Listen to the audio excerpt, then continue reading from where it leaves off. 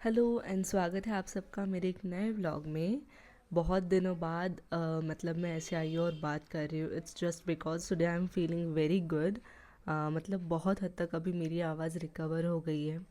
Body pain जो था, headache जो था, मसल सोरनेस जो थी, everything is recovered now and I am here to share something which is very valuable. मतलब पता है, पिछले कुछ दिनों में मतलब एक हफ़्ता हो गया मेरे साथ ये चल रहा था। फीवर, एग्जर्शन, ओवर एग्जर्शन के कारण जो मुझे फीवर आया था ना, वो मुझे बहुत महंगा पड़ा है। क्योंकि ऐसा होता है कि कभी कभी ना हमारी बॉडी हमें सिग्नल दे रही होती है कि तुम्हें अभी रेस्ट करना चाहिए या फिर तुम्हें अभी थोड़ा सा रुक के खुद की तरफ ध्यान देना चाहिए।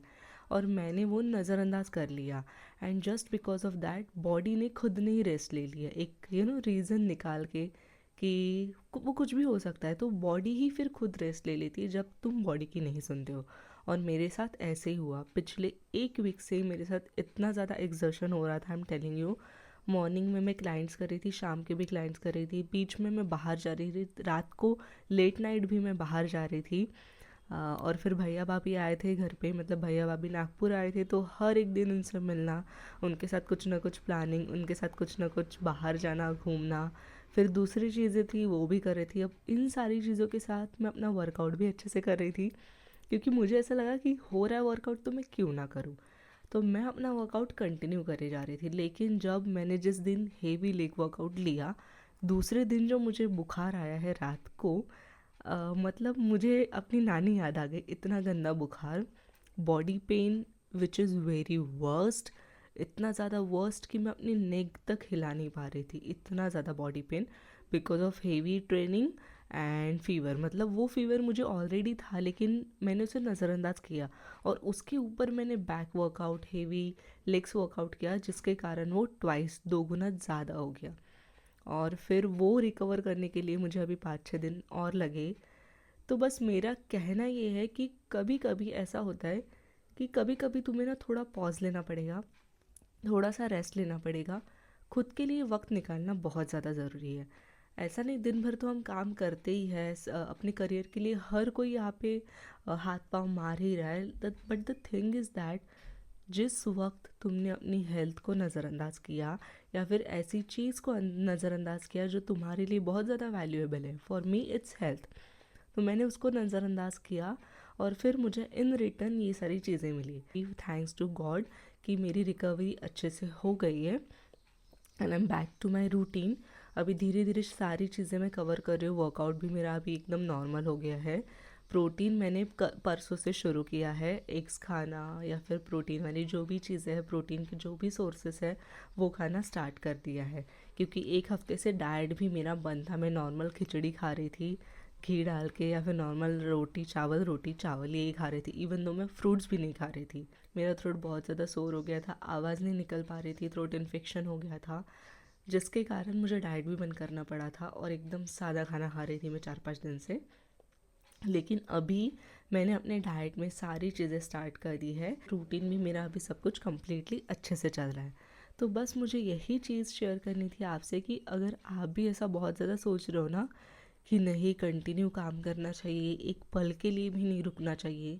क्योंकि मेरे साथ पता है कभी कभी क्या होता है, अगर मैं 5 मिनट भी खाली बैठूँ ना, या फिर ऐसे मुझे 5 मिनट रेस्ट मिल जाए, तो मैं सोचती हूँ कि इशिका तू खाली क्यों बैठी है, कुछ ना कुछ तो तुझे करना चाहिए, डू समथिंग प्रोडक्टिव। तो ऐसा नहीं है। दिन में ऐसा थोड़ा वक्त खुद के लिए निकालो, जब तुम अकेले में बैठे हो, शांति से कुछ सोच रहे हो खुद के लिए, या फिर बस अपनी ब्रीदिंग की तरफ ध्यान दे रहे हो। ये चीज़ें ज़रूरी है। मुझे इतना मतलब कंटिन्यू एक्टिव रहने की आदत सी पड़ गई है कि अभी अगर मैं 5 मिनट खाली भी बैठती हूँ ना, तो मैं सोचती हूँ कि मैं कुछ गलत कर रही हूँ। जैसे अभी समझो, मेरा व्लॉग का काम मैं दिन भर करती रहती हूँ, एडिटिंग, कटिंग, शूटिंग, एवरीथिंग। फिर रील्स का काम करते रहती हूँ, फिर इंस्टाग्राम का पेज, सब कुछ ऐसे देखते रहती हूँ। तो मेरा दिन भर एक तो रिसर्च, दिन भर मेरी एडिटिंग चलती रहती है। और अगर उसमें से मैं थोड़ा सा ऐसा 5-10 मिनट बैठ जाऊँ ना, तो आई वॉज फीलिंग लाइक कि तुम कितनी बोरिंग हो, डू समथिंग, डू समथिंग। वो जो फीलिंग है ना विच is very worst, and never do that. मतलब ऐसी आदत मत डालो, क्योंकि जब ऐसे तुम आदत डाल देते हो ना, तुम रेस्ट नहीं कर पाते हो। तुम्हारा जो माइंडसेट है वो बन जाता है कि नहीं 2 मिनट भी खाली नहीं बैठना है। लेकिन ऐसा नहीं है। तो बस खुद के लिए वक्त निकालो, कभी कभी रेस्ट करो थोड़ा, क्योंकि आपको ऐसा करना है, रेस्ट करना है, ज़्यादा रेस्ट करना है और फिर डबल एनर्जी के साथ आपको काम से लगना है। ऐसा नहीं कि 24 घंटे आपको चलते रहना है, क्योंकि 24 घंटे काम करते रहोगे ना, ज़्यादा देर तक टिक नहीं पाओगे। इसलिए खुद के लिए वक्त निकालो। और बस अभी मेरा routine is everything is well now. So अभी आज मेरा होने वाला है अपर बॉडी वर्कआउट, और मैं आज कम्प्लीटली एकदम नॉर्मल वर्कआउट करने वाली हूँ। एकदम ज़्यादा हेवी नहीं या फिर लाइट नहीं, धीरे धीरे जैसा मेरा नॉर्मल था, जो मैं प्रोग्रेसिव ओवरलोड करती हूँ वैसा ही वर्कआउट मैं आज भी करने वाली हूँ। तो let's go to the gym. तो जिम में मैं आ गई और आज मेरा बैक का वर्कआउट था, बैक और पोस्टीरियर शोल्डर रियल डेल्ट। तो मैंने सोचा क्यों ना आराम से पहले 15-20 मिनट वार्म अप कर लेती हूँ वेट्स के साथ। जब मेरा बैक और शोल्डर्स का वर्कआउट होता है ना, सबसे ज़्यादा मैं पहले वार्म करती हूँ अपने रोटेटर कफ को, teres major, teres minor, shoulders को, शोल्डर्स के माइनर माइनर मसल्स को और ट्रैप्स को, क्योंकि बहुत ज़्यादा ज़रूरी है अगर आपको बैक के वर्कआउट के दौरान इंजरी से बचना है तो इसलिए मैं हमेशा जब भी मेरा बैक और शोल्डर का वर्कआउट रहता है, IYTW, scapula rotations, internal external rotations, rotator cuff rotation, ये सब कुछ, ये सारा वार्म अप मैं आराम से 15-20 मिनट करती हूँ और उसके बाद ही मैं अपने बैक वर्कआउट को स्टार्ट करती हूँ। तो सबसे पहले एक्सरसाइज मैंने ली वो थी सीटेड रोइंग। मतलब मैंने आज 5 से 6 ही इवेंट लिए और उसमें सबसे पहली एक्सरसाइज थी सीटेड रोइंग। सीटेड रोइंग में मुझे इसलिए बेस्ट लगता है क्योंकि एक तो ये सिटिंग में है एक्सरसाइज और फिर आराम से मैं इसमें हेवी लोड कर पाती हूँ, इसलिए सबसे पहले मैंने लिया सीटेड रोइंग। इसके पहले वैसे मैंने लैट पुल डाउन थोड़ा वार्म अप में ले लिया था, जिसका वीडियो मैंने बनाया है नहीं, लेकिन वार्म अप में मेरा लैट पुल डाउन के 3 सेट हो गए थे और उसके बाद मैंने स्टार्ट किया जो वर्किंग सेट है वो सीटेड रोइंग के साथ मैंने स्टार्ट किया। मुझे बैक की वेट पे काम करना है और बैक की जो थिकनेस रहती है उन दोनों को टारगेट करना था, इसलिए यहाँ पे मैं प्रोनेटेड ग्रिप में ले रही थी रोइंग। वैसे ये वाली रोइंग अगर आप चाहो तो डंबल से भी ले सकते हो या फिर बारबेल्स में वेट डाल के भी ले सकते हो, लेकिन मैंने ये मशीन पे लेना ज़्यादा अच्छा समझा।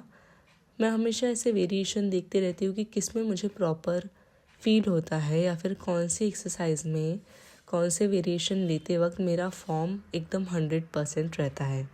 फिर ये सब कुछ करने के बाद ही मैं क्या करती हूँ, एक फॉर्म को अपना फेवरेट बना लेती हूँ और फिर उसी पे टारगेट करती हूँ। जैसे अभी ये सुपाइनेटेड ग्रिप में मुझे जो रोइंग लेनी थी वो मुझे इसी में प्रॉपर जमती है, वो केबल या फिर मशीन में नहीं जमती है।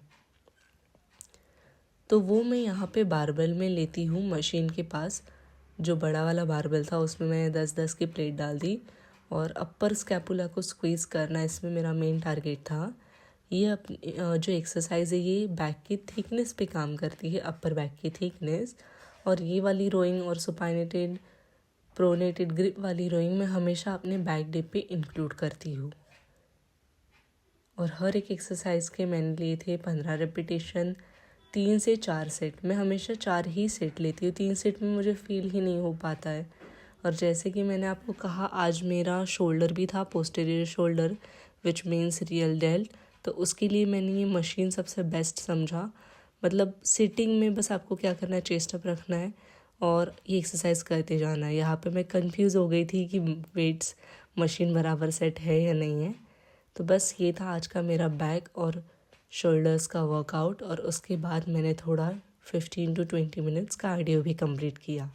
तो चलो दोस्तों, आज का मेरा व्लॉग आपको कैसे लगा ये मुझे कमेंट सेक्शन में बताओ। अगर आपको कोई भी क्वेश्चन है या फिर मुझसे बात करनी है तो आप कमेंट सेक्शन में बता सकते हो। आप डायरेक्टली अपना डाउट या फिर अपना क्वेश्चन वहाँ पे डाल सकते हो। तो चलो दोस्तों, मैं आपसे मिलती हूँ कल के व्लॉग में एक नए इंटरेस्टिंग टॉपिक के साथ।